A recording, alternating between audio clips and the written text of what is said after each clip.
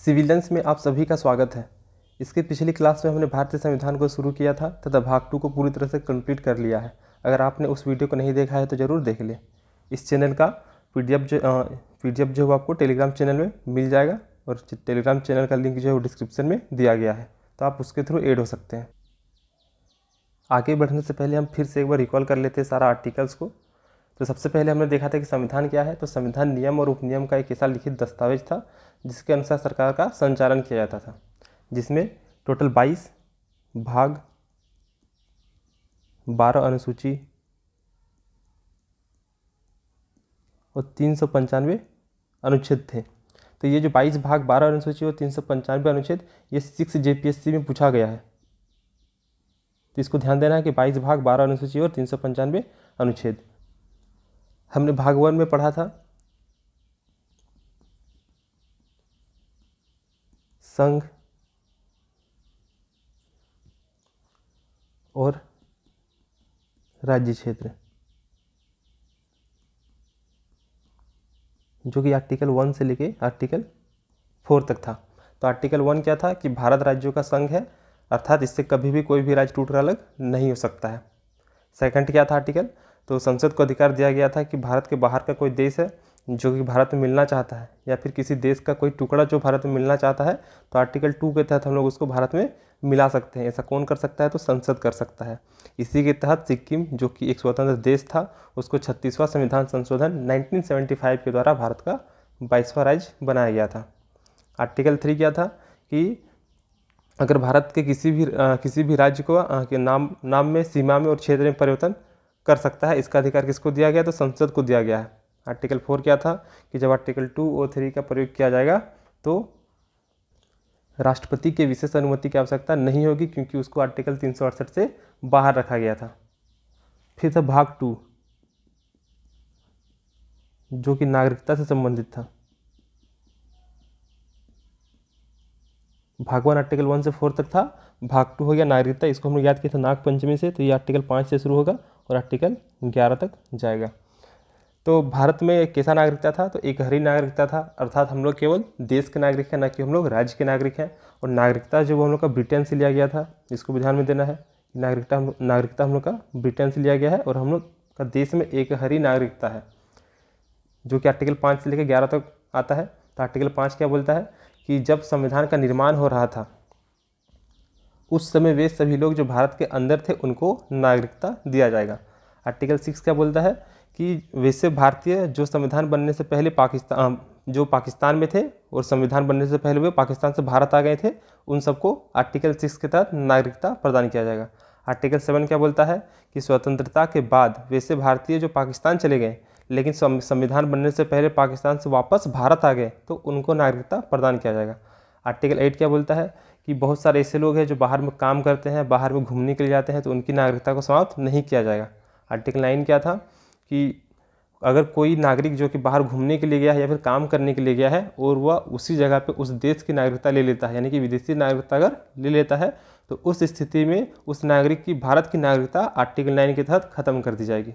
Article 10 क्या था कि भारतीयों का नागरिकता जो है वो तब तक बना रहेगा जब तक कि वो कोई देश विरोधी कार्य नहीं करेगा। और आर्टिकल 11 बोलता है क्या कि नागरिकता संबंधी कानून जो वो कौन बनाएगा, संसद बनाएगा, और इसका जिम्मेदारी किसको दिया गया है, तो गृह मंत्रालय को दिया गया था। फिर था भाग 3। तो भाग 2 अगर 11 में खत्म हो रहा है तो भाग 3 हम लोग का 12 से शुरू होगा और 35 तक जाएगा। इसमें हम लोग का मूल अधिकार का बात किया गया था। भाग 1 संघ और राज्य क्षेत्र, भाग 2 हो गया हम लोग का नागरिकता, और भाग 3 हो गया मूल अधिकार। तो मूल अधिकार में आर्टिकल 12 से लेके 35 तक है। तो मूल अधिकार का संविधान में, तो मूल अधिकार क्या था, तो मूल अधिकार संविधान में उल्लेखित वो सारा अधिकार था जो व्यक्ति को सामाजिक, आर्थिक, राजनीतिक और धार्मिक विकास के लिए आवश्यक है। और मूल अधिकार को हम लोग का यूएसए का संविधान से लिया गया था, नागरिकता को ब्रिटेन के संविधान से, जबकि मूल अधिकार को यूएसए के संविधान से लिया गया था। और भारतीय संविधान का मैग्ना कार्टा भी कहा जाता है। भारतीय संविधान का मैग्ना कार्टा किसे कहा जाता है, तो मूल अधिकार को कहा जाता है, जो कि भाग 3 के अंतर्गत आता है। भाग 3 में समानता का अधिकार था, जो कि आर्टिकल 14 से लेके 18 तक आता है। फिर स्वतंत्रता का अधिकार, जो कि 19 से 22 तक आता है। फिर शोषण के विरुद्ध अधिकार 23 और 24 हो जाएगा। धर्म की स्वतंत्रता का अधिकार 25 से 28। शिक्षा का शिक्षा संबंध संस्कृति और शिक्षा संबंधी अधिकार ये 29 और 30 आएगा। और संवैधानिक उपचारों का अधिकार जो था वो हम लोग का आर्टिकल 32 था। तो पिछली वीडियो में इसको हम बताए थे कि किस प्रकार से हम लोग याद रख सकते हैं कि समानता का अधिकार आर्टिकल 14 से 18 तक, स्वतंत्रता, शोषण, धर्म और शिक्षा और उपचार। तो राइट टू इक्वलिटी, स्वतंत्रता यानी कि फ्रीडम, शोषण एक्सप्लोरेशन, धर्म यानी कि रिलीजन, और शिक्षा यानी कि एजुकेशन, और उपचार तो संवैधानिक उपचार यानी कि कॉन्स्टिट्यूशनल रेमेडीज। तो पिछला वीडियो में हम इसको बताए थे कि किस प्रकार से याद रखा जाएगा। अगर उसको नहीं देखें तो देख लीजिए, वो काफ़ी ईजी कर देगा याद रखने में चीज़ों को। इसमें हम लोग पढ़े थे कि आर्टिकल 13 जो था कि अगर हमारे पास कुछ मूल अधिकार है लेकिन वही मूल अधिकार दूसरे के लोगों के मूल अधिकार को प्रभावित करता है तो उस स्थिति में हम लोग के मूल अधिकार को कम किया जा सकता है, अल्पीकरण किया जा सकता है। फिर अब आता है समानता का अधिकार आता है जो कि आर्टिकल 14 से लेकर 18 तक आता है।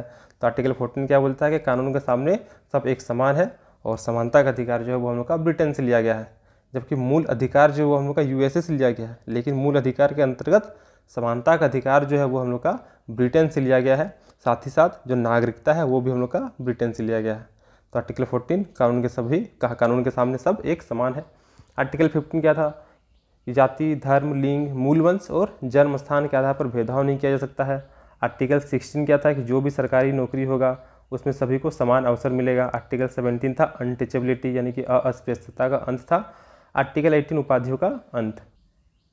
लेकिन शिक्षा, सुरक्षा और भारत रत्न, पद्म विभूषण ये सब हम लोग रख सकते हैं। साथ ही साथ क्या था कि अगर विदेश में हम लोग को उपाधि अगर लेना है तो उसके लिए हम लोग को राष्ट्रपति से पहले अनुमति लेना होगा। तो आर्टिकल 14 में हम लोग का आ गया समानता का अधिकार आ गया। इसके बाद हम लोग देखे थे आर्टिकल 19 से 22 तक जो कि स्वतंत्रता का अधिकार था।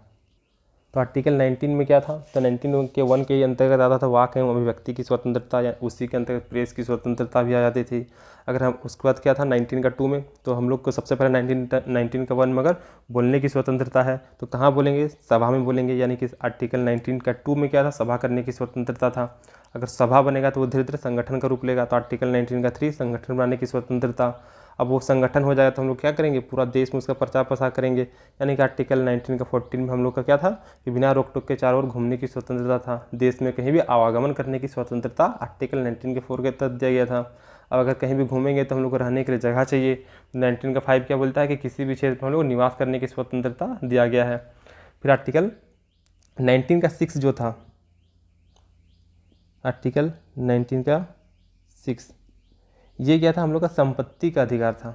लेकिन 44वां संविधान संशोधन 1978 के द्वारा संपत्ति का अधिकार जो कि मूल अधिकार था उसको हटाकर आर्टिकल 300A जो कि भाग 12 में आता है के तहत कानूनी अधिकार बना दिया गया। तो इसको बताए थे, ये आता है अगर ABCD करके चलेंगे तो F में आता है, तो ये F फॉर फॉल्स यानी कि गलत था। तो 19 का 6 यानी कि जो संपत्ति के अधिकार मूल अधिकार था उसको 44वां संविधान संशोधन 1978 के द्वारा मूल अधिकार से हटाकर कानूनी अधिकार बना के भाग 12 के आर्टिकल 300A के तहत रख दिया गया था। और आर्टिकल 19 का 7 में क्या था, तो व्यापार करने की स्वतंत्रता थी। तो इस प्रकार हम लोग पढ़े थे कि मूल संविधान में 7 प्रकार की स्वतंत्रता का उल्लेख था, लेकिन संपत्ति के अधिकार को हटा दिया गया, जिसकी वजह से वर्तमान समय में 6 प्रकार की स्वतंत्रता का अधिकार दिया गया है। फिर था आर्टिकल 20 था अनुच्छेद 20। तो अनुच्छेद 20 क्या था, दोष सिद्धि, दोष सिद्धि के संबंध में संरक्षण था। तो 20 इसमें क्या लगता है, दोष लग जाता है 20 साल की उम्र में, ऐसा बोला जाता है। ऐसा करके हम लोग याद करने की कोशिश किए थे। तो इसके अंतर्गत 3 प्रकार का स्वतंत्रता का वर्णन था कि अगर एक अपराध किए हैं तो एक ही सज़ा मिलेगा। ऐसा नहीं कि एक अपराध के लिए हमको ज़िंदगी भर बार बार सज़ा दिया जा रहा है, ऐसा नहीं है। एक अपराध करेंगे तो एक ही सज़ा मिलेगा। प्लस सेकंड क्या था कि अपराध करते समय जो कानून था उसी कानून के तहत सज़ा दिया जाएगा। तीसरा क्या था कि खुद के खिलाफ गवाही देने के लिए हमको बाध्य नहीं किया जा सकता। ये आर्टिकल 20 था। आर्टिकल 21 क्या था, तो प्राण एवं दैहिक स्वतंत्रता। तो 21 साल का उम्र में लड़कों का शादी का उम्र हो जाता है, उसके बाद लोग का प्राण और दैहिक स्वतंत्रता खत्म हो जाता है। ऐसा करके हम लोग याद किए थे। तो आर्टिकल 21 प्राण एवं दैहिक स्वतंत्रता है। इसमें क्या था कि किसी भी व्यक्ति को उसका प्राण और दैहिक स्वतंत्रता से कानून के द्वारा जो भी नियम बनाया गया है उसी के द्वारा हम लोग हटा सकते हैं, यानी कि उसको वंचित कर सकते हैं। और अनुच्छेद 21 की व्यापकता को बढ़ा के उसमें क्या, गरिमापूर्ण जीवन का अधिकार, निजता का अधिकार यानी कि गोपनीयता का अधिकार, भोजन का अधिकार, रोजी रोटी का अधिकार, स्वच्छ पर्यावरण का अधिकार, ये सब ऐड किया गया था। तो इसी के तहत स्वच्छ पर्यावरण अगर नहीं रहेगा तो पोल्यूटेड एयर की वजह से हम लोग को बहुत सारे रोग होंगे, जिससे कि हम लोग का प्राण एवं दैहिक स्वतंत्रता का हनन होगा। जिसके इसी कारण पुलिस क्या करती है कि जिस गाड़ी से अत्यधिक धुआं निकलती है उस गाड़ी का चालान काटती है। तो ये था आर्टिकल 21। यहाँ तक हम लोग कल पढ़े थे, लेकिन कुछ प्रॉब्लम की वजह से आगे का वीडियो स्टॉप हो गया था, तो इसके आगे हम लोग इस वीडियो में कंप्लीट करेंगे। तो आर्टिकल 20 क्या हो गया, दोष सिद्धि के संबंध में संरक्षण। इसके अंतर्गत 3 प्रकार की स्वतंत्रता का वर्णन है। पहला, एक अपराध का एक सज़ा, दूसरा अपराध करते समय जो कानून है उसी के तहत सज़ा, और तीसरा क्या हो जाएगा कि खुद के खिलाफ गवाही देने के लिए उनको बाध्य नहीं किया जा सकता है। आर्टिकल 21 क्या बोलता है, प्राण एवं दैहिक स्वतंत्रता। तो किसी व्यक्ति को उसके प्राण एवं दैहिक स्वतंत्रता से विधि द्वारा स्थापित प्रक्रिया के अनुसार ही वंचित किया जा सकता है। और अनुच्छेद 21 की व्यापकता को बढ़ाते हुए केवल जीवन का अर्थ मतलब जीवित रहना ही नहीं है, बल्कि मानवीय गरिमापूर्ण जीवन हो गया, गोपनीयता का अधिकार, भोजन का अधिकार, रोजी रोटी का अधिकार और स्वच्छ पर्यावरण का अधिकार। यानी कि आर्टिकल 21 के तहत हम लोग को गोपनीयता का अधिकार यानी कि निजता का अधिकार दिया गया है। यानी कि कोई भी प्रेशराइज करके मेरे निजी चीज़ों के बारे में जानने की कोशिश करेगा तो उसको अगर हम लोग नहीं बताएंगे, मतलब कि वो प्रेशराइज नहीं कर सकता मेरे निजी चीज़ों को जानने के लिए। ये स्वतंत्रता हम लोग को आर्टिकल 21 के तहत दिया गया है। इसी के तहत अधिक धुआं देने वाले वाहन का पुलिस क्या करती है, चालान काटती है। तो यहाँ तक हम लोग कर लिए थे। अभी क्या आर्टिकल 20 क्या बोलता है, दोष सिद्धि के संबंध में संरक्षण। तो अगर किसी भी व्यक्ति को पुलिस अगर चोर बोल के गिरफ्तार कर लेता है, अरेस्ट कर लेता है, लेकिन न्यायालय उसको दोषी करार नहीं देता है, तो उस केस में उसको अपराधी नहीं माना जाएगा। तो आर्टिकल 20 यही बात करता है कि अगर किसी भी अगर न्यायालय जब तक किसी को दोषी करार नहीं देता है तब तक उसको अपराधी नहीं माना जा सकता है। यानी कि पुलिस सिर्फ अरेस्ट कर लेगा तो वो अपराधी नहीं हो जाएगा, उसको न्यायालय में साबित करना होगा, और न्यायालय जब तक उसको दोषी करार नहीं देगा वो अपराधी नहीं कहलाएगा। ऐसा बोलता है आर्टिकल 20। आर्टिकल 20 और 21 को आपातकाल के दौरान नहीं रोका जा सकता है। यानी कि हमारे भारतीय संविधान के बहुत सारे लगभग आर्टिकल्स को रोका जा सकता है, लेकिन आर्टिकल 20 और 21 को आपातकाल के दौरान भी नहीं रोका जा सकता है, जबकि आर्टिकल 19 को भी वहाँ पे समाप्त कर दिया जाता है। तो आर्टिकल 20 और 21 को आपातकाल के दौरान नहीं रोका जा सकता। अनुच्छेद 21 का क में क्या है, तो शिक्षा का अधिकार।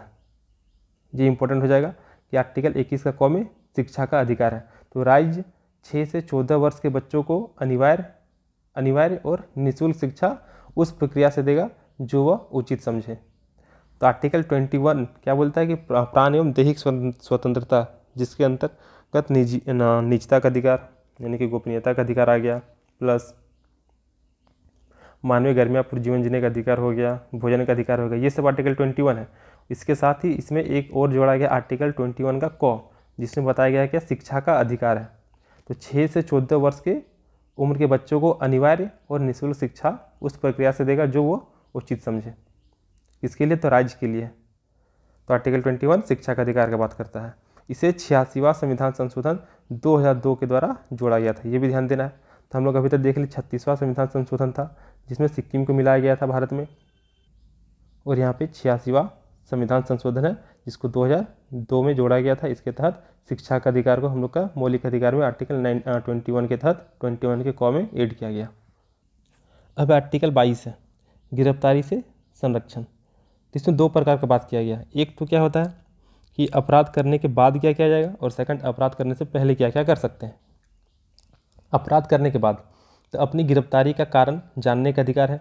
यानी कि अगर पुलिस आती है और आपको अरेस्ट करती है तो सबसे पहले हम लोग वहाँ एक क्वेश्चन पूछ सकते हैं कि आप किस वजह से मुझे अरेस्ट कर रहे हैं। तो अपने गिरफ्तारी के कारण जानने का अधिकार कौन देता है, आर्टिकल 22 देता है।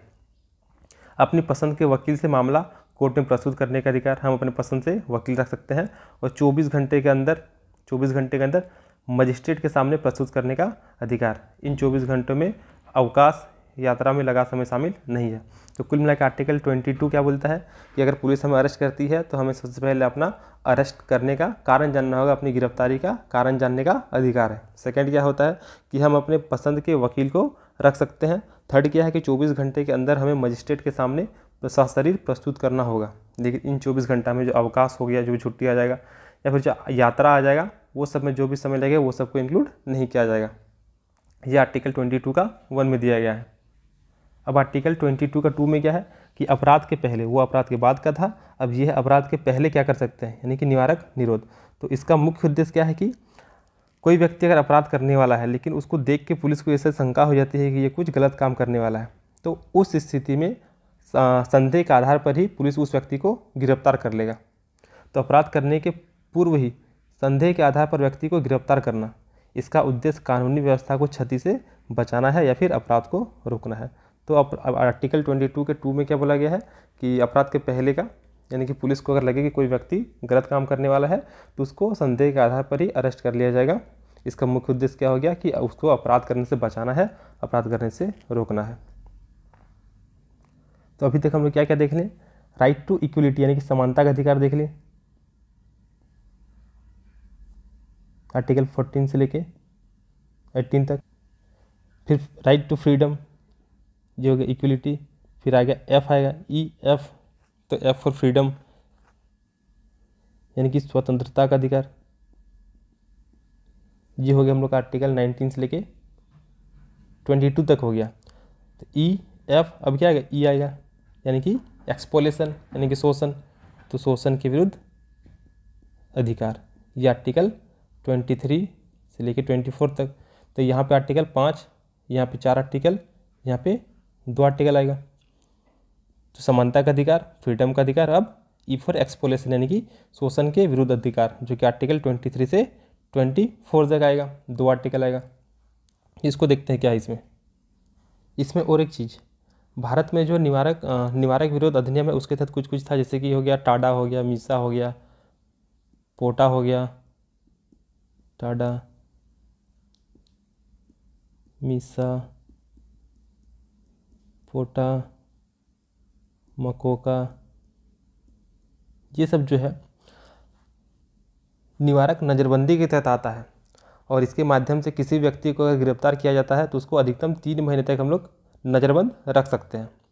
लेकिन 44वां संविधान संशोधन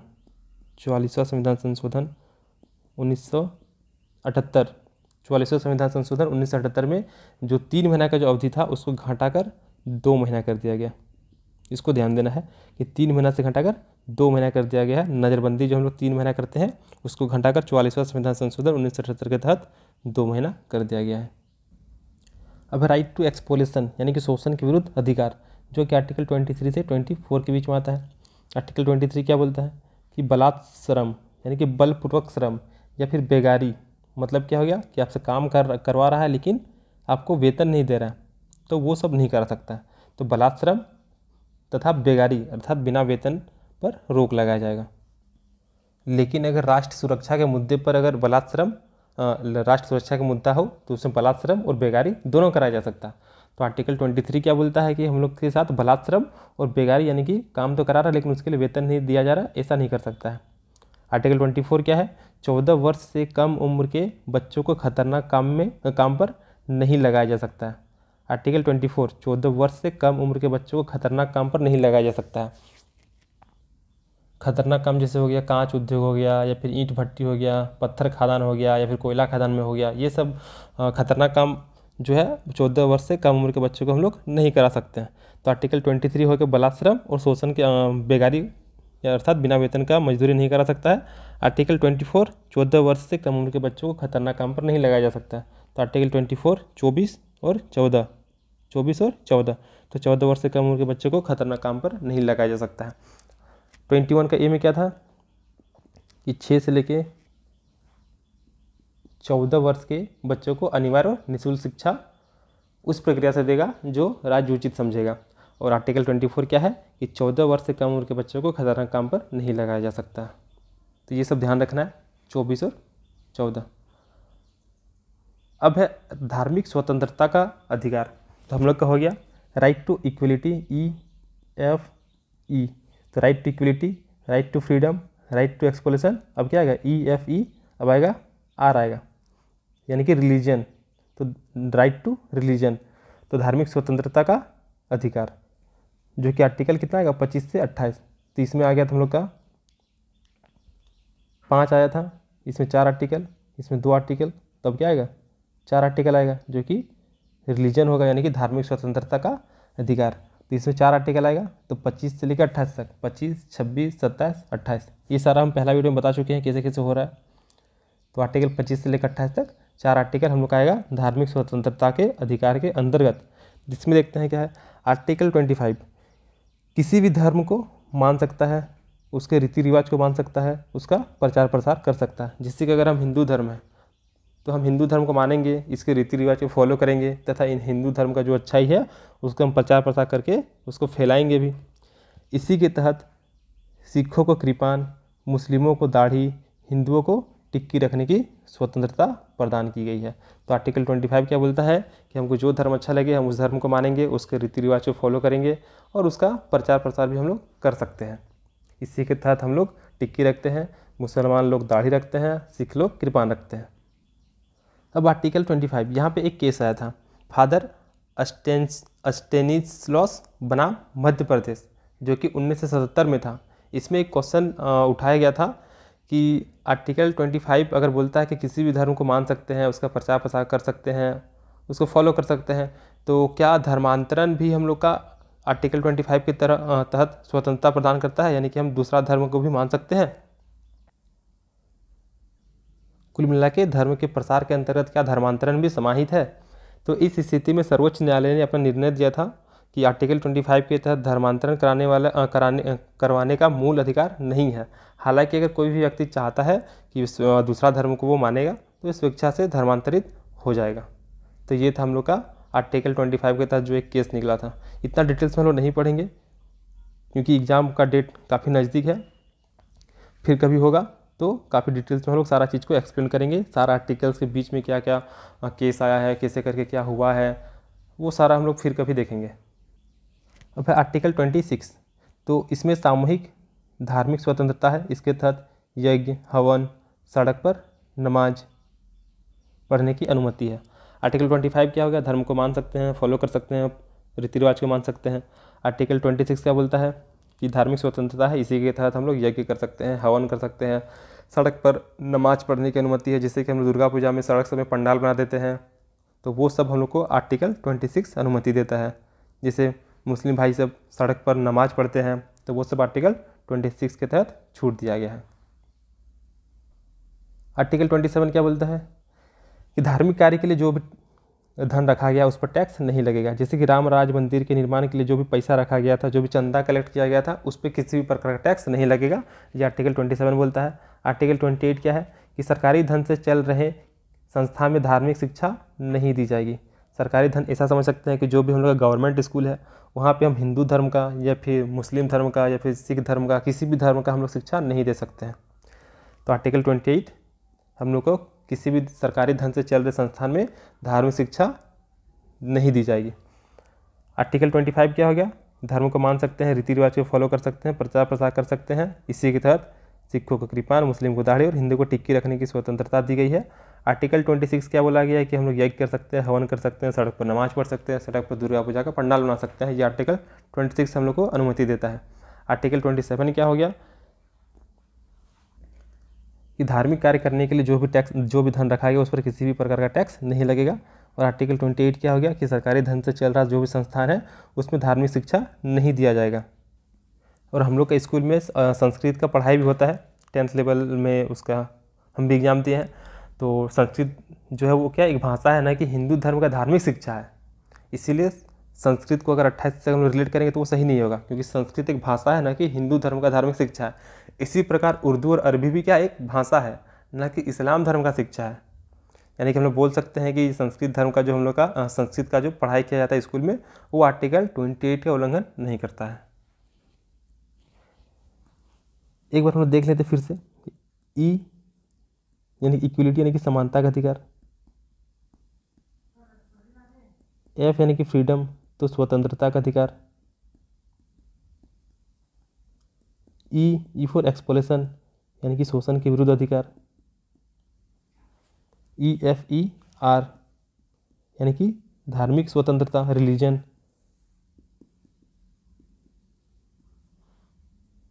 फिर आ जाता है ई यानी कि एजुकेशन यानी कि संस्कृति और शिक्षा संबंधी अधिकार। फिर था हम लोग का EFER आर फॉर रेमेडीज, यानी कि कॉन्स्टिट्यूशनल रेमेडीज, यानी कि संवैधानिक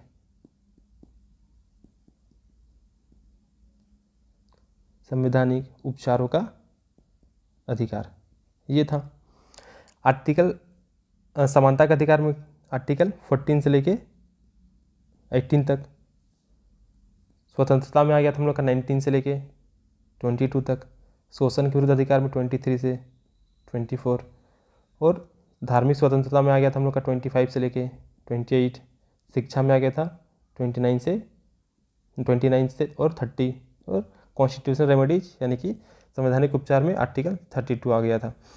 तो 14 से लेकर 18 तक 5 आर्टिकल हो रहा है। 19, 20, 21, 22 4 आर्टिकल। 23 से 24 2 आर्टिकल। 25 से 28, 25, 26, 27, 28 4 आर्टिकल। 29 और 30 2 आर्टिकल और ये 1। तो कैसा आ रहा था 5, 4, फिर 2, फिर 4, फिर 2 और फिर 1। तो इस प्रकार से हम लोग इसको याद रखे थे कि इधर EFER इधर 5 article 4 article 2 article 4 article 2 article 1 article. तो 14 से 18 5 आर्टिकल, 19 से 22 4 आर्टिकल, 23 से 24 2 आर्टिकल, ऐसा करके था। जिसमें से हम लोग का E फॉर इक्वलिटी यानी कि समानता का अधिकार कंप्लीट हो गया आर्टिकल 14 से लेके 18 तक। F फॉर फ्रीडम यानी कि स्वतंत्रता का अधिकार जो कि 19 से लेके 22 ये भी कंप्लीट हो गया है। E फॉर शोषण के विरुद्ध अधिकार जो कि आर्टिकल 23 से 24 ये भी कंप्लीट हो गया। R फॉर धार्मिक स्वतंत्रता का अधिकार यानी कि धर्म की स्वतंत्रता का अधिकार आर्टिकल 25 से 28 तक। इसके तहत हम लोग क्या देखें कि हम लोग किसी भी धर्म को मान सकते हैं, उसको फॉलो कर सकते हैं। 26 क्या था कि यज्ञ हवन सड़क पर नमाज पढ़ सकते हैं, पंडाल बना सकते हैं। आर्टिकल 27 में क्या था कि जो भी धार्मिक कार्य के लिए जो भी धन रखा गया उस पर टैक्स नहीं लगेगा। आर्टिकल 28 क्या था कि सरकारी धन से चल रहा जो भी संस्था है उसमें धार्मिक शिक्षा नहीं दी जाएगी। तो इस प्रकार हम लोग का धार्मिक स्वतंत्रता का अधिकार जो कि आर्टिकल 25 से लेकर 28 तक दिया गया है भाग 3 के तहत, उसको हम लोग कंप्लीट कर लिए। अब है एजुकेशन, E फॉर एजुकेशन यानी कि शिक्षा। तो राइट टू एजुकेशन जो कि आर्टिकल 29 से 30 तक आता है उसको पढ़ते हैं, जिसके अंतर्गत 2 आर्टिकल आ रहा है 29 और 30। संस्कृति और शिक्षा संबंधी अधिकार जो कि आर्टिकल 29 से लेके 30 तक, 29 और 30 में दिया गया। तो आर्टिकल 29 में क्या है, अल्पसंख्यक वर्गों के हितों का संरक्षण। इसके अंतर्गत क्या बोलता है कि इसके अंतर्गत कोई भी अल्पसंख्यक वर्ग अपनी भाषा, लिपि, संस्कृति को सुरक्षित रख सकता है और केवल भाषा, जाति, धर्म के आधार पर उसे किसी भी शैक्षणिक संस्था में प्रवेश से रोका नहीं जा सकता है। यानी कि कोई भी शैक्षणिक संस्था हो, चाहे वो प्राइवेट हो या फिर गवर्नमेंट हो, वो किसी भी व्यक्ति के भाषा या फिर जाति या धर्म के आधार पर कि ये इस भाषा को बोलता है या फिर ये इस धर्म का है या फिर ये इस जाति से बिलोंग करता है तो हम उसे इस शैक्षणिक संस्था में प्रवेश नहीं करने देंगे, ऐसा नहीं कर सकता है। क्योंकि आर्टिकल 29 क्लियर बोलता है कि किसी व्यक्ति को केवल उसके भाषा, जाति, धर्म के आधार पर किसी भी शैक्षणिक संस्थान में जाने से रोका नहीं जा सकता है। तो आर्टिकल 29 क्या बोलता है कि अल्पसंख्यक वर्गों का हितों का संरक्षण, जिसके आधार पर भाषा, लिपि, संस्कृति को सुरक्षित रख सकता है और भाषा, जाति, धर्म के आधार पर किसी भी शैक्षणिक संस्थान में जाने से नहीं रोक सकता है। आर्टिकल 30 क्या है, तो अल्पसंख्यकों का शिक्षा संरक्षण। इसके अंतर्गत क्या है कि अल्पसंख्यक यदि बहुसंख्यक के बीच में, जैसे कि मान लेते हैं कि कोई एक स्कूल है जहाँ पे हिंदू की संख्या ज़्यादा है, वहाँ पे मुस्लिम की संख्या अगर कम है और मुस्लिम भाई लोग को हिंदुओं के साथ पढ़ने में अगर संकोच हो रहा है, अगर दिक्कत हो रहा है, तो उस स्थिति में वे अपना पसंद का एक अलग से स्कूल खोल सकता है, अलग संस्था खोल सकता है। उसके लिए सरकार उन्हें अलग से धन भी मुहैया कराएगा। तो वही आर्टिकल 30 में दिया गया है कि अल्पसंख्यक यदि बहुसंख्यकों के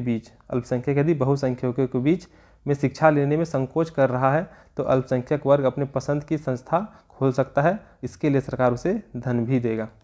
तो आर्टिकल 29 और 30 क्या हो गया हम लोग का, संस्कृति और शिक्षा संबंधी अधिकार हो गया। तो 29 में क्या था कि किसी व्यक्ति को उसके भाषा, जाति, धर्म के आधार पर किसी भी शैक्षणिक संस्थान में जाने से नहीं रोक सकता है। आर्टिकल 30 क्या हो गया कि यदि किसी भी अल्पसंख्यकों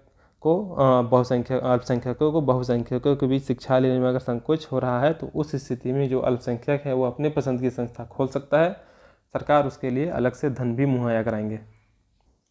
तो ये था हम लोग का संस्कृति और शिक्षा संबंधी अधिकार जो कि आर्टिकल 29 और 30 में दिया था, कंप्लीट होता है। तो 30 तक हो गया आर्टिकल 14 से लेकर आर्टिकल 30 तक। तो भाग 3 जो था हम लोग का, भाग 1 में हो गया संघ एवं राज्य क्षेत्र,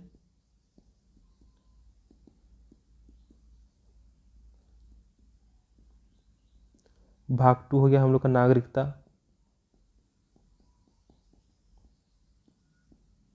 भाग 3 हो गया हम लोग का मूल अधिकार।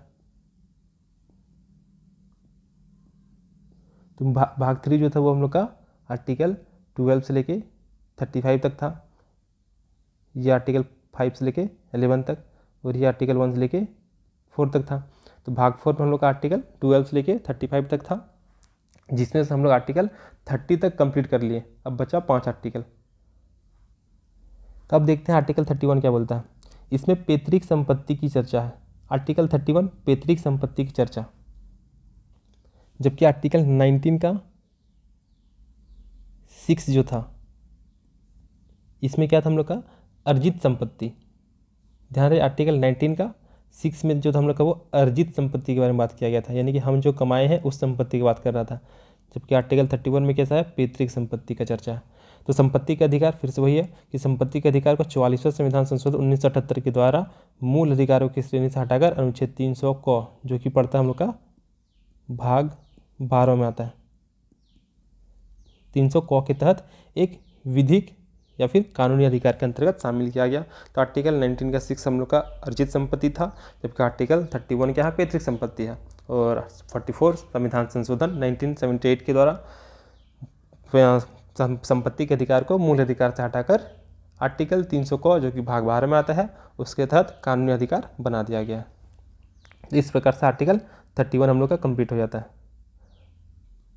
अब है आर्टिकल 32, यानी कि कॉन्स्टिट्यूशनल रेमेडीज। तो हम लोग का हो गया इक्वलिटी हो गया, फ्रीडम हो गया, एक्सपोलेशन हो गया, रिलीजन हो गया, EFER, फिर E एजुकेशन हो गया, और फिर R तो रेमेडीज, यानी कि कॉन्स्टिट्यूशनल रेमेडीज। तो संवैधानिक उपचारों का अधिकार, इसमें कितना आर्टिकल, एक आर्टिकल था, वो भी कैसा 32, आर्टिकल 32। तो संवैधानिक उपचारों का अधिकार आर्टिकल 32 में दिया गया है। इसमें क्या है कि इस अनुच्छेद का महत्व इसलिए अधिक है क्योंकि इसके द्वारा संविधान के भाग 3 में दिए गए मूल अधिकारों का प्रवर्तन होता है और मूल अधिकारों का व्यावहारिक प्रयोग संभव हो पाता है। साथ ही उल्लंघन होने पर न्यायालय द्वारा विशेष संरक्षण प्रदान किया जाता है। इसको ऐसा समझते हैं कि हम लोग को अभी तक तो समता का अधिकार दे दिया गया, स्वतंत्रता का अधिकार दिया गया, शिक्षा का अधिकार दिया गया, बहुत सारा अधिकार दे दिया गया कि ये सब हम लोग का अधिकार है। लेकिन अगर उसको सरकार नहीं मानता है, या फिर मान लेते हैं क्योंकि पुलिस है जो कि हम लोग को ज़बरदस्ती अरेस्ट कर लेता है, यानी कि सिंपल सा हम लोग का अधिकार को वो हम लोग को अधिकार का हनन करता है, तो उस स्थिति में आर्टिकल 32 क्या करता है, हम लोग को बचाता है। यानी कि जो भी हम लोग का मूल अधिकार है उसका व्यवहारिक प्रयोग संभव होता है। यानी कि अगर हम लोग को स्वतंत्रता का अधिकार दिया गया है तो आर्टिकल 32 हम लोग को वास्तविकता में स्वतंत्रता का अधिकार प्रदान करने में सहायता करता है। जैसे कि आर्टिकल 21 में क्या था, प्राण एवं दैहिक स्वतंत्रता था, उसके तहत हम लोग का क्या था, गरिमापूर्ण जीवन था, स्वच्छ पर्यावरण का अधिकार, ये सब था। लेकिन अगर स्वच्छ पर्यावरण हम लोग को नहीं मिल रहा है तो उस स्थिति में सुप्रीम कोर्ट जो होगा, जो न्यायालय होगा, वो हम लोग क्या करेगा, स्वच्छ पर्यावरण उपलब्ध कराने के लिए कुछ न कुछ करेगा। तो आर्टिकल 32 क्या है, संवैधानिक उपचारों का अधिकार है, जिसके तहत जो भी हम लोग का मौलिक अधिकार है, जो भी मूल अधिकार है, उसका प्रैक्टिकली प्रयोग जो होगा, व्यवहारिक प्रयोग जो होगा, वो हम लोग को संभव कराता है। और साथ ही साथ मौलिक अधिकार का उल्लंघन होने पर न्यायालय द्वारा विशेष संरक्षण भी प्रदान किया जाता है। तो आर्टिकल 32 के तहत सर्वोच्च न्यायालय यानी कि सुप्रीम कोर्ट, अनुच्छेद 226 के तहत आर्टिकल 32 सर्वोच्च न्यायालय और अनुच्छेद 226 के तहत उच्च न्यायालय किसी व्यक्ति के मूल अधिकारों के उल्लंघन पर 5 प्रकार के रीट जारी करता है। आर्टिकल 32 जो है इसमें सुप्रीम कोर्ट, और आर्टिकल 226 में हाई कोर्ट। तो सुप्रीम कोर्ट सेंट्रल लेवल पे है, हाई कोर्ट राज्य लेवल पे है। तो आर्टिकल 32 पे सुप्रीम कोर्ट यानी कि सर्वोच्च न्यायालय, और आर्टिकल 226 के तहत उच्च न्यायालय जो किसी प्रकार किसी व्यक्ति का अगर मूल अधिकार का उल्लंघन होता है, यानी कि जो भी हम लोग अभी तक जो अधिकार पढ़े हैं वो सारा अधिकार का, उनमें से किसी भी अधिकार का अगर उल्लंघन होता है तो उसके लिए सुप्रीम कोर्ट और हाई कोर्ट 5 प्रकार का रीट जारी करता है। तो सुप्रीम कोर्ट जो आर्टिकल 32 के तहत और हाई कोर्ट जो आर्टिकल 226 के तहत, 226 के तहत, ये दोनों इंपॉर्टेंट है कि आर्टिकल 32 सुप्रीम कोर्ट कौन सा आर्टिकल के तहत रीट जारी करता है, तो आर्टिकल 32। हाई कोर्ट किस आर्टिकल के तहत रीट जारी कर सकता है, तो आर्टिकल 226। तो आर्टिकल 32 और article 226 article 32 supreme court, article 226 high court इसी के तहत 5 प्रकार का रीट जारी करता है।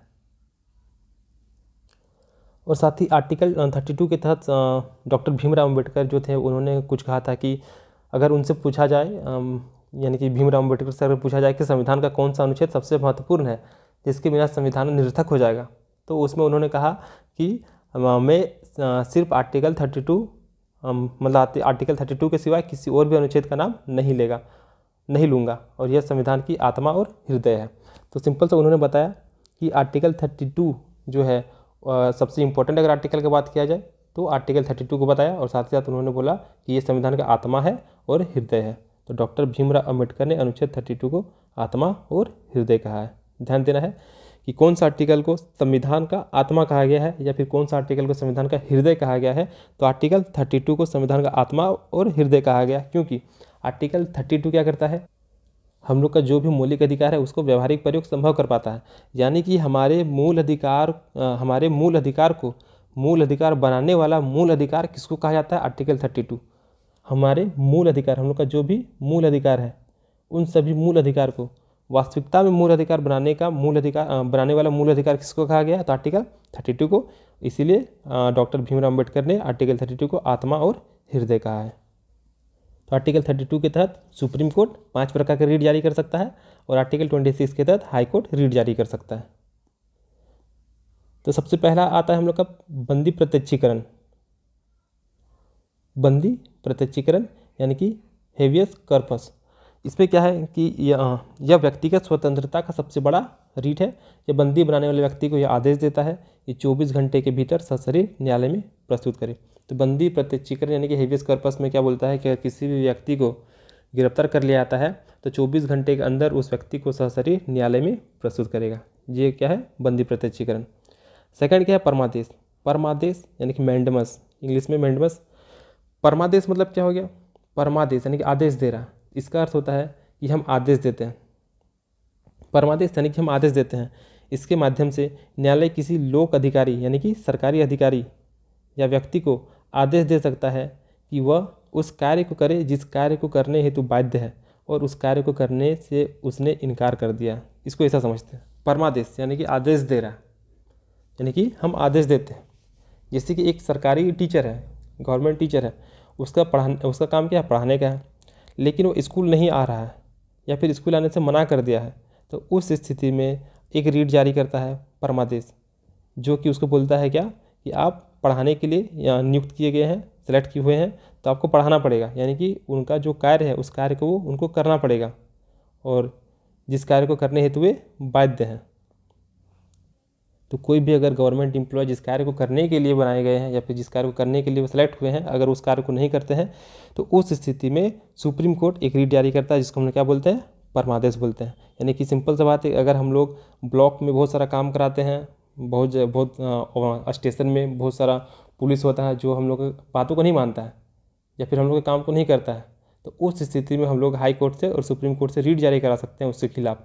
तो सुप्रीम कोर्ट या फिर हाई कोर्ट क्या करेगा, उसके खिलाफ रीट जारी करेगा और उसे बोलेगा कि आप तत्कालीन कार्रवाई करें, उनके बात को सुनिए, क्योंकि वो आपका करने का वही आपका काम है और उसके करने के लिए आप बाध्य हैं। तो इस स्थिति में हम लोग परमादेश जारी करवा सकते हैं किसी भी के खिलाफ। तो पहला हो गया बंदी प्रत्यक्षीकरण हो गया, यानी कि किसी व्यक्ति को अगर अरेस्ट किया जाता है तो 24 घंटे के अंदर उसको सशरीर न्यायालय में प्रस्तुत किया जाएगा। परमादेश क्या हो गया कि कोई भी गवर्नमेंट स्टाफ, सरकारी आदमी अगर सही से काम नहीं करता है, अगर काम करने से मना कर दिया है, तो उस स्थिति में उसको काम करने के लिए बाध्य किया जाएगा और उसके लिए परमादेश रीट जारी किया जाएगा। अब है अधिकार परीक्षा, कोवरेंटो। ये काफ़ी मज़ेदार है। इसमें क्या बोलता है कि यह रीट तब जारी किया जाता है जब कोई व्यक्ति गैर कानूनी तरीके से कोई सरकारी पद प्राप्त कर लेता है। अधिकार परीक्षा यानी कि जब कोई व्यक्ति गैर कानूनी तरीके से कोई सरकारी पद प्राप्त कर लेता है, जैसे कि झारखंड के सीजीएल के एग्ज़ाम में काफ़ी ज़्यादा बोला जा रहा था कि इतना सीट बिक गया है, इतना सीट बिक गया है, तो बिका भी है। लेकिन अगर आपको क्लियरली पता है कि ये जो व्यक्ति है, या फिर जेपीएससी की बात करते हैं कि 11th जेपीएससी में बोलता है कि सिलेक्शन हुआ है, घूस दे के हुआ है, काफ़ी कमेंट ऐसा आता है। तो अगर आपको वास्तविकता में लगता है कि आपका बगल वाला लड़का जो कि जेपीएससी में सेलेक्टेड है, अगर वो घूस दे के यानी कि गैर कानूनी तरीके से अगर सेलेक्टेड है, तो आप उस पर केस कीजिए, आप पे कुछ नहीं होगा। बल्कि अगर वास्तविकता में वो घूस दे के अगर सेलेक्ट हुआ है तो अधिकार परीक्षा यानी कि इस रीट के तहत उसकी सरकारी नौकरी को समाप्त कर दी जाएगी और उस पर कानूनी कार्रवाई भी की जाएगी। तो अधिकार परीक्षा हम लोग को ये अधिकार देता है कि जब भी कोई व्यक्ति गैर कानूनी तरीके से कोई सरकारी पद प्राप्त करता है तो उस पर कानूनी कार्रवाई किया जाएगा। अब है प्रतिषेध।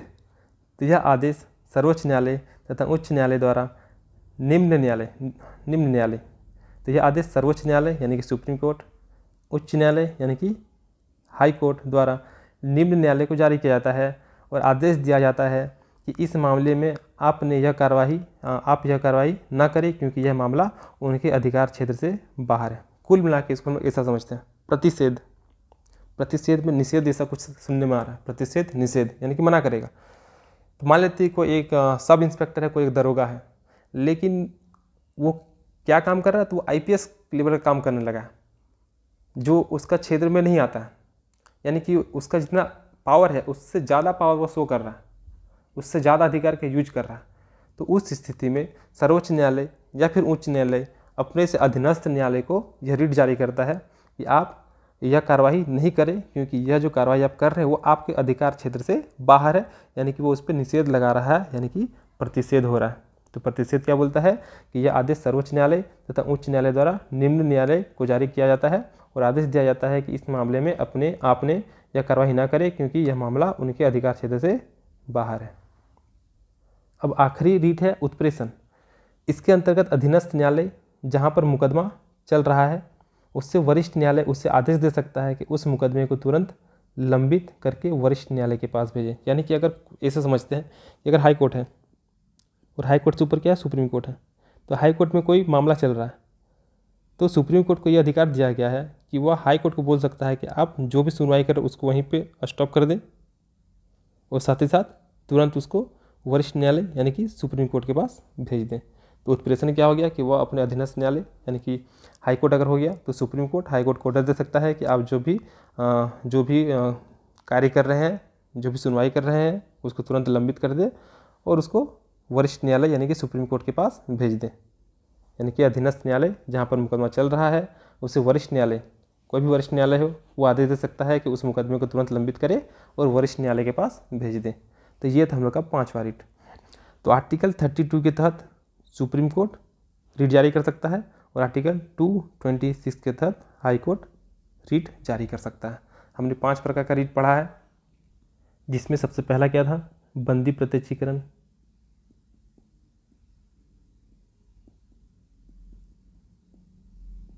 तो बंदी प्रत्यक्षीकरण क्या हो गया, सबसे बड़ा रीट है। इसमें क्या बोला गया था कि अगर आपको अरेस्ट किया जाता है तो 24 घंटे के अंदर सशरीर आपको न्यायालय में प्रस्तुत कराना होगा। सेकंड क्या था, परमादेश, यानी कि हम आदेश देते हैं।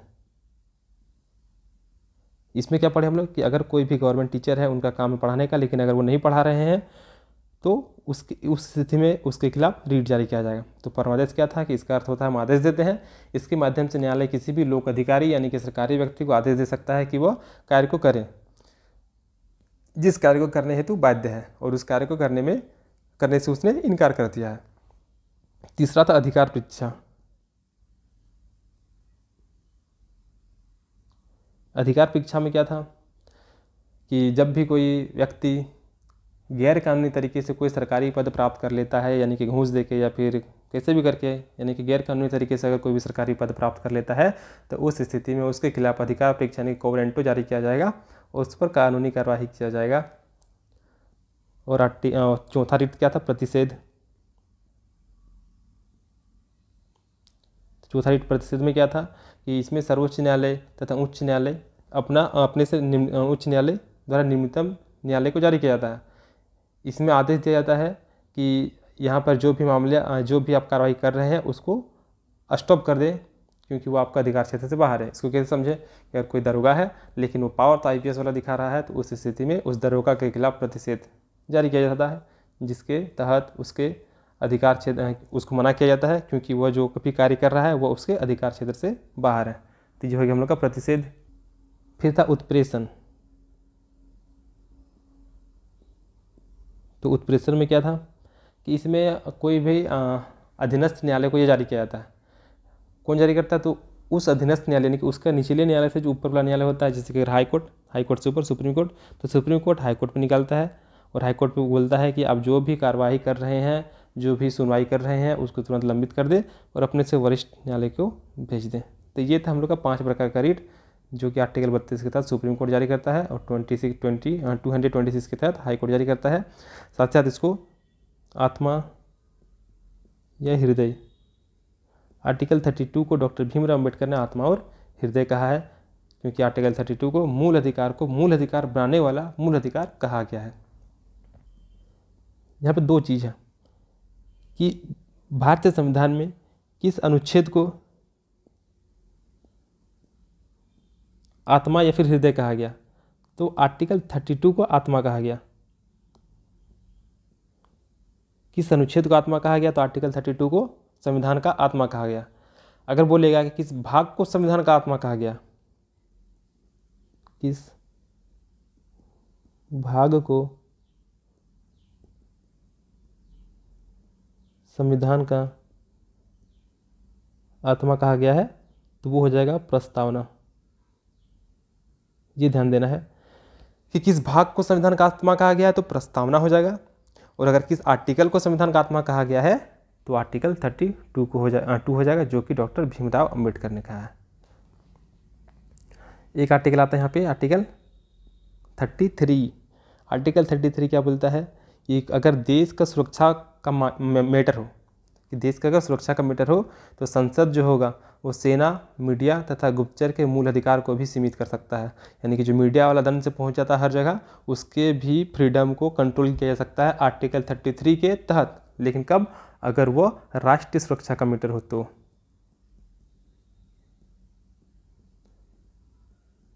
और आर्टिकल 19 के तहत प्रेस की स्वतंत्रता दिया गया है, और आर्टिकल 33 के तहत प्रेस की स्वतंत्रता को राष्ट्रीय सुरक्षा के मैटर में संसद सीमित कर सकता है। इसी के साथ हम लोग भाग 3 का जो भी प्रमुख आर्टिकल था वो सारा कंप्लीट हो जाता है। उम्मीद है कि ये सारे आर्टिकल्स आपको समझ में आए होंगे, और कैसे करके याद करेंगे इक्वलिटी वाला, फ्रीडम वाला, कहाँ से कहाँ तक कौन सा आर्टिकल लाइक कर रहा है। बहुत सारे, जैसे आर्टिकल 20 को बताएं कि 2 लग जाएगा, 21 में प्राण एवं देह की स्वतंत्रता हो गया। तो इस प्रकार से हम लोग इसको सारा कंप्लीट कर लेते हैं। 1 से 2 बार आप लोग इस वीडियो को देखिएगा तो उम्मीद है कि काफ़ी हद तक ये याद रह जाएगा। थोड़ा सा समझने की कोशिश खुद से भी करेंगे तो वो काफ़ी ईजी पड़ेगा। बाकी अगर मेरे बताने में अगर कुछ कमी रह रहा है तो आप उसको कमेंट करके ज़रूर बताइए, ताकि मैं अगले वीडियो में ट्राई करूँगा। और साथ ही साथ इसका थ्योरी अगर आपको ज़्यादा लग रहा है तो वो भी बोलिए, ताकि मैं इसको और भी शॉर्ट कर सकूँ, या फिर अगर आपको थ्योरी कम लग रहा है तो मैं इसको और भी डिटेल्स में दे सकता हूँ। हालांकि टाइम कम है तो काफ़ी ज़्यादा डिटेल्स बताना पॉसिबल भी नहीं है, तो मैं ट्राई कर रहा हूँ कि जितना कम से कम हो सके उससे में ज़्यादा से ज़्यादा चीज़ों को एक्सप्लेन कर दिया जाए। तो अगर जैसा भी आपको लग रहा है कि ज़्यादा और एक्सप्लेनेशन चाहिए, ज़्यादा और थ्योरी चाहिए, तो आप उसको कमेंट करके ज़रूर बताइएगा। तो आर्टिकल भाग 3 जो हम लोग का ख़त्म हो जाता है। तो भाग 1 एक बार हम लोग फिर से रिकॉल कर लेते हैं कि भाग 1 में क्या है, तो संघ एवं राज्य क्षेत्र है, जिसमें आर्टिकल 1 से लेकर 4 तक आता है। भाग 2 में क्या है, तो नागरिकता है, जो कि आर्टिकल 5 से लेके 11 तक आता है। तो नाग पंचमी 5 से लेके 11 तक। भाग 3 में क्या आता है, मूल अधिकार आता है, मूल अधिकार आता है, फंडामेंटल राइट्स आता है, जो कि आर्टिकल 12 से लेके 35 तक आता है। भाग 1 में आ गया हम लोग का संघ एवं राज्य क्षेत्र। भाग 2 हो गया नागरिकता। भाग 3 हो गया मूल अधिकार। इसमें हम लोग 6 प्रकार का मूल अधिकार पढ़े वर्तमान समय में। हालांकि जब संविधान बना था तो उस समय 7 प्रकार का मूल अधिकार का बात किया गया था। अब आता है भाग 4 आता है, जो कि है राज्य के नीति निर्देशक तत्व। तो भाग 1 हो गया आर्टिकल 1 से लेके 4 तक हो गया। भाग 2 हो गया आर्टिकल 5 से लेके 11। भाग 3 हो गया आर्टिकल 12 से लेके 35। अब भाग 4 जो होगा वो हम लोग का होगा आर्टिकल 36 से लेके 51। तो राज्य के नीति निर्देशक तत्व यानी कि directive principles of state policy, इसी को बोला जाता है शॉर्ट में DPSP, directive principles of state policy. इसमें क्या देखते हैं, राज्य के नीति निर्देशक तत्व संविधान की प्रस्तावना में उद्धृत सामाजिक, आर्थिक और राजनीतिक न्याय तथा स्वतंत्रता, समानता और बंधुत्व की भावना पर आधारित है। राज्य के नीति निर्देशक तत्व का उद्देश्य लोक कल्याणकारी राज्य की स्थापना करना। ये इंपॉर्टेंट है कि राज्य के नीति निर्देशक तत्व का मुख्य उद्देश्य क्या है, तो लोक कल्याणकारी राज्य का स्थापना करना है। इसको ध्यान देना है, लोक कल्याणकारी राज्य का स्थापना करना है। इसे आयरलैंड के संविधान से लिया गया है। हम लोग और दो चीज़ पढ़े थे कि जो नागरिकता था, नागरिकता ये ब्रिटेन के संविधान से लिया गया था। मूल अधिकार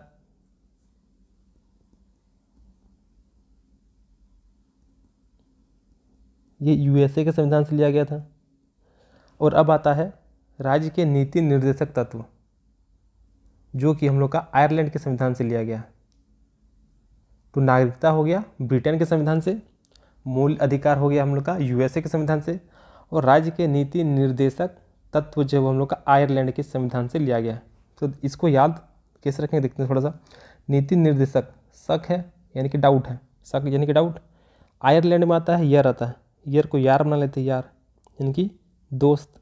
दोस्त सब में क्या होता है, हमेशा डाउट होता है। ऐसा करके कर सकते हैं याद कि निर्देशक यानी कि शक, डाउट है, डाउट किस में होता है, यार सब में, यार तो आयरलैंड। तो नीति निर्देशक तत्व हम लोग का आयरलैंड के संविधान से लिया गया है। इसका मुख्य उद्देश्य क्या है, तो लोक कल्याणकारी राज्य का स्थापना करना है, जो कि भारतीय संविधान के भाग 4 में आता है, अनुच्छेद 36 से लेकर 51 के बीच में रखा गया है। ये भी ध्यान देना है कि राज्य के नीति निर्देशक तत्व भारत के संविधान के किस भाग में आता है, तो भाग 4 में आता है। भाग 1 में संघ राज्य क्षेत्र, भाग 2 में नागरिकता, भाग 3 में आ गया हम लोग का मूल अधिकार, भाग 4 में आ गया DPSP यानी कि राज्य के नीति निर्देशक तत्व, directive principles of state policy, भाग 4 में आता है। अनुच्छेद कौन सा, 36 से लेके 51 तक। KT शाह ने कहा है कि नीति निर्देशक तत्व उस चेक के समान है जिसका भुगतान बैंक अपनी इच्छा अनुसार करता है। ध्यान देना, KT शाह ने कहा है कि नीति निर्देशक तत्व जो उस चेक के समान है जिसका भुगतान बैंक अपनी इच्छा अनुसार करता है। ऐसा क्यों कहा है, क्योंकि हम लोग को भाग 3 में मूल अधिकार तो दे दिया गया, लेकिन उस समय यानी कि जब संविधान बन रहा था उस समय सरकार के पास इतना सारा धन या फिर संसाधन नहीं था, लेकिन सरकार बहुत सारा ऐसा चीज़ था जो कि आम जनता को मिलना चाहिए, ऐसा सरकार को लग रहा था। यानी कुल मिला के बहुत सारा ऐसा चीज़ है जो कि जनता को मिलना चाहिए, ऐसा सरकार को लग रहा था। लेकिन जब संविधान बन रहा था उस समय सरकार के पास उतना पर्याप्त संसाधन या फिर धन नहीं था, जिसके कारण ये बोला गया कि जब सरकार के पास फ्यूचर में धन होगा तो उस समय उन सारे अधिकार को लोगों को दिया जाएगा। यानी कि कुछ ऐसा ही बोल दिया कि एक ऐसा चेक है जिसको बैंक जब चाहेगा उस समय उसका भुगतान कर सकता है। यानी कि सरकार के पास जब पैसा आएगा उस समय लोगों की आवश्यकताओं को पूर्ति की जाएगी, ऐसा बोला गया था। इसीलिए KT शाह ने कहा कि जो नीति निर्देशक तत्व है, राज्य का नीति निर्देशक तत्व जो है वो उस चेक के समान है जिसका भुगतान बैंक अपनी इच्छा अनुसार करता है। यहाँ पे 3-4 फैक्ट आ जाते हैं कि सबसे पहला कि राज्य का नीति निर्देशक तत्व कौन सा भाग में आता है, तो भाग 4 में आता है। इसका मुख्य उद्देश्य क्या है, तो लोक कल्याणकारी है।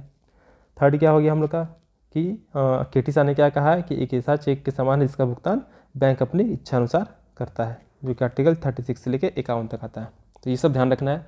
और ये आयरलैंड के संविधान से लिया गया, ये काफ़ी इंपॉर्टेंट है। नागरिकता हम लोग का ब्रिटेन नागरिकता हो गया हम लोग का ब्रिटेन के संविधान से, और मौलिक अधिकार USA के संविधान से हो गया। उसी प्रकार हम लोग का जो है DPSP यानी कि निर्देशक तत्व जो है वो हम लोग का आयरलैंड के संविधान से लिया गया है। तो भाग 4 आर्टिकल 36 से लेकर हम लोग का 51 तक आता है, जिसमें आर्टिकल 36 क्या है, राज्य की परिभाषा। अब है कि यहाँ पे राज्य क्या है, तो इसको थोड़ा सा हम लोग जान लेते हैं, काफ़ी ज़्यादा डीप में नहीं जाएंगे। जैसे कि राज्य हो गया तो हम लोग क्या बोलते हैं कि झारखंड एक राज्य है, या फिर बिहार राज्य है, UP राज्य है। तो जनरली हम लोग यही सब बोलते हैं क्या, राज्य है। लेकिन इसका वास्तविक अर्थ क्या हो गया, किसी प्रांत से नहीं होकर समाज की राजनीतिक संरचना से होता है। यानी कि इसको ऐसा समझते हैं कि इसको हम लोग बौद्धिक स्तर पर समझ सकते हैं कि राज्य क्या है, तो उसको हम लोग बौद्धिक स्तर पर समझ सकते हैं, लेकिन उसको देख नहीं सकते हम लोग। उदाहरण के लिए लेते हैं कि सरकार हो गया, संसद हो गया, न्यायपालिका हो गया या फिर जो भी राज्यों की सरकार हो गया। तो अगर हम बोलेंगे कि जो न्यायपालिका हो गया, न्यायपालिका क्या ये एक राज्य है? तो राज्य है। क्या हम न्यायपालिका को देख सकते हैं? नहीं। इसको हम लोग समझ सकते हैं कि न्यायपालिका है, इसके अंतर्गत ये सब आता है, तो उसको हम लोग एक समझ सकते हैं। तो इसी को हम लोग क्या बोलते हैं? राज्य बोलते हैं। या फिर अगर हम ले लेते हैं जैसे कि राज्य की सरकार हो गया, तो क्या वो सरकार का एक पर्टिकुलर हम समझ सकते हैं इतना रेंज है तो इसको हम लोग राज्य बोलेंगे इस सरकार को? नहीं। उसको हम लोग समझ सकते हैं, तो उस सरकार को भी क्या बोलेंगे हम लोग? राज्य बोलेंगे। यानी कि राज्य सिर्फ हम लोग स्टेट यानी कि झारखंड बिहार से ही ना होके न्यायपालिका हो गया है, राज्य की सरकार हो गया है, संसद हो गया, या फिर कोई एक हम लोग बड़ा सा बैंक ले लेते हैं, उसको भी क्या बोलेंगे हम लोग? राज्य बोलेंगे। तो राज्य बनने के लिए भी कुछ कुछ एलिमेंट्स चाहिए होते हैं, कुछ कुछ तत्व चाहिए होते हैं, जिसमें हो गया आपका जोग्राफिकल एरिया हो गया, पॉपुलेशन हो गया, या फिर गवर्नमेंट यानी कि भूभाग हो गया, जनसंख्या हो गया, सरकार हो गया, सॉवरेनिटी हो गया यानी कि संप्रभुता हो गया। ये सब हम लोग काफ़ी डिटेल्स में कभी बाद में पढ़ेंगे, अभी तो फिलहाल नहीं पढ़ेंगे। तो उम्मीद है कि राज्य थोड़ा बहुत आपको समझ में आ गया है कि राज्य बोलने का मतलब सिर्फ झारखंड स्टेट ही नहीं है, जो हम लोग का न्यायपालिका है या फिर जो सरकार है या फिर जो संसद, वो सब भी क्या होता है? राज्य के अंतर्गत ही आता है। तो आर्टिकल 36 में राज्य का परिभाषा दिया गया है। आर्टिकल 37 में आते हैं। तो आर्टिकल 37 क्या है कि इसे न्यायालय के द्वारा लागू नहीं किया जा सकता है या वाद योग्य नहीं है। इसका मतलब समझते हैं। आर्टिकल 37 बोलता है क्या कि जो राज्य का जो डीपीएसपी है यानी कि राज्य के नीति निर्देशक तत्व जो है वो न्यायालय के द्वारा लागू नहीं किया जा सकता है। जबकि हम लोग का जो मौलिक अधिकार था, दोनों में अंतर समझ लेते हैं कि जो मौलिक अधिकार था यानी कि अगर मेरे मौलिक अधिकार का हनन हो रहा है यानी कि मेरे प्राण एवं दैहिक स्वतंत्रता का हनन हो रहा है, तो उस केस में मेरे न्यायालय का कर्तव्य बनता है कि वो मेरे मौलिक अधिकारों को दिलाने में मेरी सहायता करे। जबकि राज्य के नीति निर्देशक तत्व में ऐसा नहीं है। क्यों? क्योंकि राज्य के नीति निर्देशक तत्व राज्य जब चाहेगा तब होगा। यानी कि ये न्यायालय में वाद योग्य नहीं है, हम इसे बहस नहीं कर सकते हैं कि हमको ये अधिकार दिया जाए। जैसे कि हमको चावल दिया जा रहा है, अभी मोदी गवर्नमेंट ने क्या मिलता है? चावल मिलता है। तो सरकार को लगा होगा कि चावल देना आवश्यक होगा लोगों के लिए, इसीलिए वो सरकार दे रही है। जबकि इससे पहले जैसे कि हमको याद है कि बचपन में कभी कभी चावल मिलता था, लेकिन अभी क्या होता है? हर महीना मिलता है, टाइम से मिलता है। तो जब सरकार के पास अभी संसाधन है तो उस स्थिति में सरकार क्या कर रही है? हर महीना चावल दे रही है। लेकिन मान लीजिए कि भारत में चावल का स्टॉक कम हो जाएगा, तो उस स्थिति में सरकार क्या करेगी? चावल देना बंद करेगी। अब कोई व्यक्ति बोलेगा कि हमको मोदी सरकार चावल देना बंद कर दिया, तो हम जाके केस कर देंगे न्यायालय में, तो वो थोड़ी होने होगा, क्योंकि ये हम लोग राज्य के नीति निर्देशक तत्व के अंतर्गत आता है। यानी कि सिंपल सा बात है कि न्यायालय के द्वारा उसको वापस लागू नहीं किया जा सकता है। कि न्यायालय ये नहीं बोल सकता है कि मोदी सरकार को वापस चावल देना ही पड़ेगा, यानी कि ये वाद योग्य नहीं है। जबकि मौलिक अधिकार में क्या था कि अगर मेरे मौलिक अधिकार का हनन हो रहा है तो सुप्रीम कोर्ट या फिर हाई कोर्ट हम लोग का मौलिक अधिकार को दिलाने में महत्वपूर्ण रोल प्ले करेगा। तो आर्टिकल 37 क्या बोलता है कि न्यायालय के द्वारा यह लागू नहीं किया जा सकता है, अर्थात यह वाद योग्य नहीं है। अब आर्टिकल 38, तो राज्य ऐसी सामाजिक व्यवस्था बनाएगा जिससे नागरिकों को सामाजिक, आर्थिक एवं राजनीतिक न्याय मिले। ध्यान देना है, सामाजिक, आर्थिक, राजनीतिक, सांस्कृतिक का उल्लेख यहाँ पे नहीं है। तो आर्टिकल 38 बोलता है कि राज्य ऐसा सामाजिक व्यवस्था बनाएगा जिससे कि लोगों को, जिससे कि आम नागरिक को सामाजिक, आर्थिक और राजनीतिक न्याय मिल सके। ऐसा कौन मिलता है? आर्टिकल 38। सांस्कृतिक न्याय का बात नहीं किया गया, ध्यान देना है। इसी के अंतर्गत हो गया आय हो गया, या फिर प्रतिष्ठा हो गया, या फिर सुविधाओं हो गया, या फिर अवसरों की असमानता जो भी आता है, यानी कि आय की सिंपल सा आय की जो असमानता है उसको भी समाप्त करने का प्रयास किया जाएगा। ये आर्टिकल 38 बोलता है। यानी कि आय हो गया, प्रतिष्ठा हो गया, सुविधा, ये सब का जो भी असमानता है, जो भी अवसरों का असमानता है, वो सबको समाप्त करने का कोशिश कौन करेगा? राज्य करेगा, आर्टिकल 38 के अनुसार। अब आर्टिकल 39, समान काम के लिए समान वेतन तथा संसाधनों का उचित वितरण। आर्टिकल 39 ऐसा है कि ऐसा समझते हैं, एक लेडीज़ और एक जेंट्स दोनों काम करता है, लेकिन अगर हम बोलेंगे कि जो पुरुष व्यक्ति है उसको हम लोग ज़्यादा वेतन देंगे, या फिर जो महिला है उनको हम लोग ज़्यादा वेतन देंगे, तो ऐसा हम लोग नहीं कर सकते हैं। दोनों को समान, अगर काम समान है तो दोनों को वेतन भी समान दिया जाएगा। अगर झारखंड सीजीएल में अगर एएसओ का पोस्ट एक पुरुष को भी मिलता है और एक महिला को भी मिलता है, तो हम उसको सिर्फ पुरुष बोल के उनको वेतन नहीं कम नहीं दे सकते हैं, क्योंकि आर्टिकल 39 बोलता है कि जो भी हो, या तो स्त्री हो या तो पुरुष हो, अगर काम समान है तो वेतन भी समान मिलेगा। यानी कि संसाधनों का हम लोग को उचित वितरण करना ही पड़ेगा, ऐसा आर्टिकल 39 बोलता है। 39 के अंतर्गत और भी बहुत सारा चीज़ आ जाता है, जैसे कि समुदाय के भौतिक संसाधनों का उचित वितरण और स्वामित्व भी होना चाहिए, उत्पादन का जो भी साधन है उसका विकेंद्रीकरण होना चाहिए। तो 39 के अंतर्गत अपने आप में बहुत सारा आर्टिकल्स आ जाता है, तो उसको हम लोग अभी नहीं पढ़ेंगे। अब आर्टिकल 39 का ए में देखते हैं कि ये क्या है।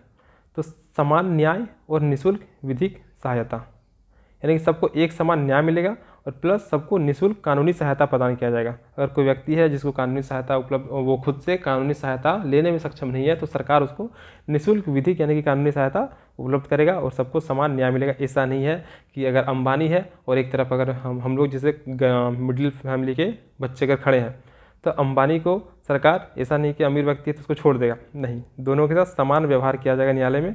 उसको भी कटघरे में आना पड़ेगा और हमको भी आना पड़ेगा, उससे भी क्वेश्चन पूछा जाएगा, हमसे भी क्वेश्चन पूछा जाएगा। तो आर्टिकल 39 के ए में क्या है कि समान न्याय और निःशुल्क विधिक सहायता का बात किया गया। आर्टिकल 40 ग्राम पंचायतों का गठन। ग्राम पंचायत हम लोग बहुत डिटेल्स में पढ़ेंगे, ग्राम पंचायत, नगर पालिका, क्योंकि यहाँ से जेपीएससी में 2 क्वेश्चन आने वाले हैं, ग्राम पंचायत और नगर पालिका से। तो ग्राम पंचायत का उल्लेख कौन सा आर्टिकल में किया गया है, तो आर्टिकल 40 में किया गया है। आर्टिकल 41 क्या है, तो कुछ दशाओं में काम, शिक्षा और सरकारी सहायता पाने का अधिकार, जैसे कि वृद्धा पेंशन हो गया, विधवा पेंशन हो गया, तो वृद्धा पेंशन 60 के बाद मिलता है, और विधवा पेंशन कोई अगर लेडीज़ विधवा हो गया तो उसको भी विधवा पेंशन दिया जाता है आर्टिकल 41 के तहत। तो कुछ दशा में काम, शिक्षा और सरकारी सहायता पाने का अधिकार। फिर आर्टिकल 42 न्याय संगत और मनोचित दशाओं तथा प्रसूति सहायता का उपबंध दिया गया आर्टिकल 42 में। आर्टिकल 43 में क्या, निर्वाह योग्य मजदूरी और कुटीर उद्योग को बढ़ावा। मतलब क्या हो गया, मतलब कि इतना वेतन, किसी व्यक्ति को इतना वेतन दिया जाए कि उसका परिवार चल सके। तो ये आर्टिकल 43 हो गया कि निर्वाह योग्य मजदूरी और कुटीर उद्योगों को बढ़ावा दिया जाएगा। आर्टिकल 44 समान सिविल संहिता। आर्टिकल 44 में समान सिविल संहिता। अब समान सिविल संहिता क्या, इसके बारे में अभी नहीं पढ़ेंगे हम लोग। आर्टिकल 45 में क्या है कि 6 वर्ष से कम उम्र के बच्चों के स्वास्थ्य को ध्यान रखना। आर्टिकल 45 6 वर्ष से कम उम्र के बच्चों के स्वास्थ्य को ध्यान रखना। जबकि आर्टिकल 21 का ए में क्या था कि 6 वर्ष से 14 वर्ष की उम्र के बच्चों को शिक्षा का अधिकार दिया गया था।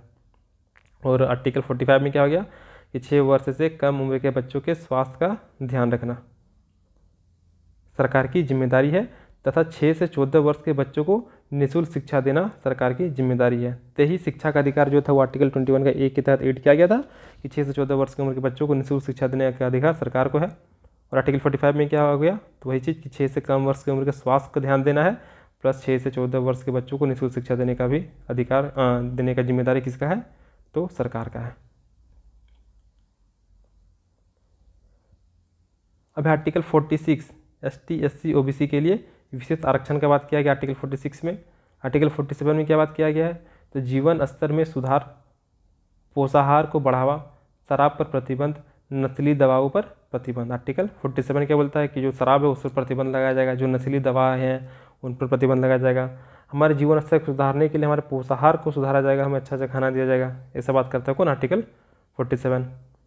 आर्टिकल 48 राज्य कृषि और पशुपालन को वैज्ञानिक तरीके से बढ़ावा देगा।